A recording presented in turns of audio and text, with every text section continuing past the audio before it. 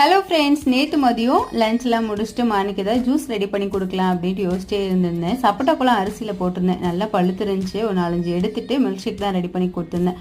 மார்னை பொறுத்த வரைக்கும் தர்பூசணி மட்டும் தான் கட் பண்ணி கொடுத்தா சாப்பிடுவோம், மீது எந்த ஃப்ரூட்ஸுமே சாப்பிட மாட்டான். ஏதாவது ஜூஸ் மில்க் ஷேக் இது மாதிரி ரெடி பண்ணி கொடுத்தா நல்லாவே குடிச்சுப்பான்.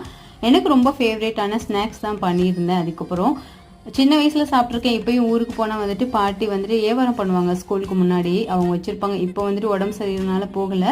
அப்படி விற்றுட்டு வந்துட்டு மீதம் மிச்சம் இருக்கிறதெல்லாம் வந்துட்டு நான் சாப்பிடுவேன். அதோட டேஸ்ட் ரொம்பவே பிடிக்கும்.